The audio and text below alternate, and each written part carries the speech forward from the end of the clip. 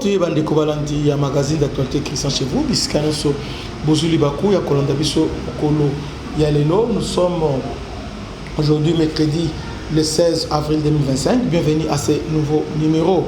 L'économie rwandaise vient de s'effondrer. Donc na Rwanda en tout cas nzala c'est nzala ekoti na niveau moko ya kosakanate bande konanga. Derrière les apparences, il y a Kagame qui fait semblant comme si ça va alors que ça ne marche pas. Depuis la sanction, Mboke Belé sanctionné, alors ça ne tient pas au Rwanda. D'ailleurs, dernièrement, il n'y a pas de jours, il a commencé à taxer les mariages. DJ, Nignon, donc tout maintenant est taxé. Et ce qu'il va taxer la respiration, on peut pénétrer le taxer. Donc les taxes augmentent dans Rwanda. Alors, Rwanda, Kagame avait construit son système sur base du mensonge. Sur le plan, d'abord, l'éducation, commençons par là. L'éducation, Kagame, quand il est venu, bon, on lobby, il y a ça là, Rwanda, Singapour, d'Afrique. Alors, comme il était en foi avec les Français, et brusquement, le système éducatif a changé directement en anglais. Vous voyez? Alors qu'au Rwanda, c'est les Français parce qu'il y a une minorité. Au Baouti, Ouganda. Une minorité au Abengani, Bangona, Tanzanie, qui parle anglais. Donc, la population, au moins, une affaire, il y a 5% qui parle anglais. Maintenant, le reste, on va le français. Et la majorité de la population rwandaise, à 90% sont des Hutus. Maintenant, ce que Kagame va faire, directement, bon, a changé la langue officielle désormais, il y a l'éducation, anglais et Kinyarwanda. À Longol, le français est commis anglais et Kinyarwanda. Et aujourd'hui, plus de 20 ans après, il n'y a aucun système, il y a déjà par terre. Parce que tous ces professeurs, experts, autrefois, Rwanda, dans le système éducatif, il y a moins bien, grâce à ces gens-là. Ils étaient obligés, quand on va changer le système éducatif, et ça là, on peut brusquement, et c'est les mercenaires, les professeurs, Tanzanie, Zimbabwe, ça, na Rwanda. Maintenant, les professeurs qui étaient là, maîtres, citoyens, les enseignants qui étaient là, alors envoyé le chômage. Voilà comment il a créé le système Oyo, d'éviter tout ça pour plaire aux gens, pour la photo, il a changé tout ça.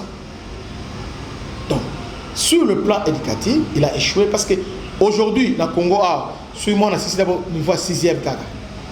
Bon, disons, pour ne pas exagérer, dans le niveau de l'humanité, au moins il parle bien français, alors français quand même, mais au Rwanda, ce n'est pas le cas. Ce n'est pas le cas au Rwanda. Au Rwanda, pour parler anglais, il faut à la moins aux universités. Donc, dans le niveau, il y a baccalauréat ou bien diplôme, on ne parle pas français. On ne parle pas l'anglais. Il y a les touristes, les touristes au Rwanda, ils vont vous dire ça. Ils ont des difficultés, il y a s'exprimer avec le Rwandais. Parce que les Rwandais, là-bas, c'est Kinyarwanda. Ni français maintenant, ndambo mikolo ndazo anglais, maintenant le reste wa ticket maman na Kinyarwanda. Kinyarwanda c'est Kinyarwanda. Français la société. Entre anglais qu'on a la classe et aussi maths les Zimbabwéens tellement que na o ba mercenaire baye baza penza formaté par rapport à l'éducation, par rapport au système rwandais. Alors ils sont là que pour l'argent et les autres maintenant sont marginalisés. Voilà. Alors au Rwanda maintenant les gens qui règnent actuellement, ils ont Ouganda avec Paul Kagame. Parce qu'ils maîtrisent l'anglais, parce que Ouganda. Ce qu'on a maîtrise, c'est anglais. Maintenant, les autres, outre les autres, c'est anglais. Voilà l'improvisation, il y a Paul Kagame. Sur le plan agriculture, c'est chaos total, parce que l'agriculture, au niveau à Congo, tout comme au Burundi, Ouganda et les autres, culture est d'abord vivrière. C'est-à-dire quoi? L'agriculteur, l'onaka, la pomme de terre, la madesu, patate douce. Et au service, d'abord, bazo lia, on va consommer yango. Et puis ndambu, bazo teka. Disons, bazo teka entre-temps, bazo consommer. Donc, bilanga, à niveau, il y a Grand Lac, d'abord, Naba Pep, ils allaient d'abord, en premier temps,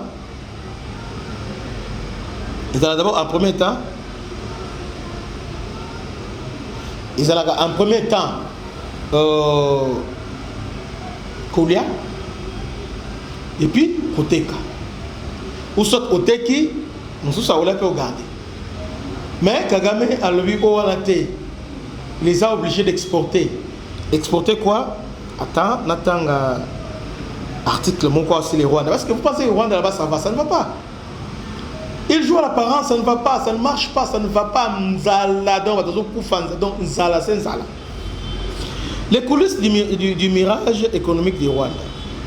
Derrière la façade soigneusement entretenue du Singapour africain, la réforme agricole qui interdit aux paysans de choisir librement leur culture et la réforme éducative qui impose brutalement un changement des langues d'enseignement illustre parfaitement les politiques publiques irresponsables ayant durablement paupérisé le paysan rwandais. Malgré les opérations des relations publiques bien orchestrées par Kigali, 80% de la population vivent encore dans la criture. Par conséquent, l'économie du Rwanda en demeure profondément dépendante de l'agriculture.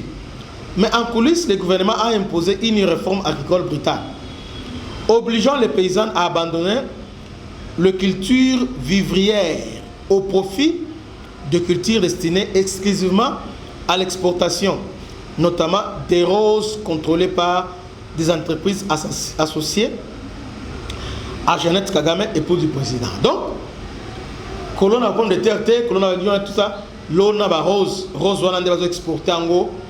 Mais entre-temps, entreprises exportées, les entreprises, il y a moi aussi, il y a Paul Kagame. Historiquement, le paysan rwandais pouvait cultiver ses pommes de terre et ses haricots, vendre une partie et consommer les restes, notamment en cas de crise économique ou d'absence d'acheteurs. Aujourd'hui, la culture forcée des roses ou du crin des caillasses vendus à des prix imposés par les entreprises du FPR a détruit cette sécurité alimentaire, rendant le paysan à la merci d'un système arbitraire et fragile, exacerbant la pauvreté et la vulnérabilité économique de masse populaire. Ainsi, la famine est devenue fréquente dans la campagne du Rwanda.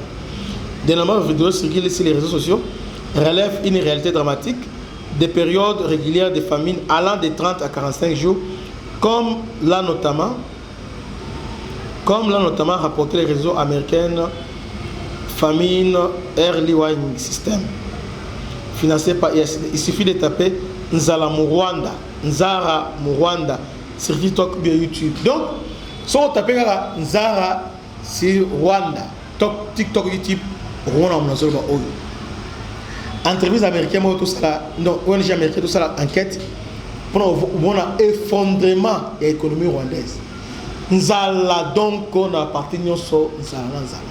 Soit cette vidéo à Rwanda, n'a pas Rwanda, mais vivre au collé la main à Nice. Au collé là.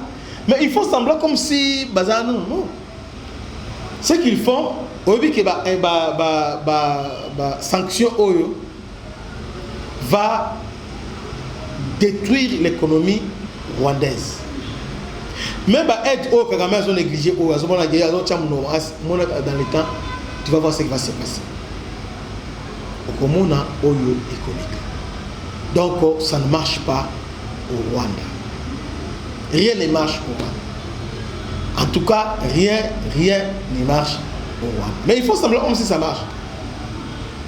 Maintenant, pour vivre bien, et c'est vrai au pays, entre-temps, ils sont sous les sanctions et puis ils vont sanctionner. Mais maintenant, c'est vrai que le Kabila maintenant pour aider les Rwandais, après ça va moi souffle. mais écosimba société, ils doivent s'assumer. Que Dieu vous bénisse. C'était votre humble serviteur, le bishop Christian. À la prochaine. Ciao.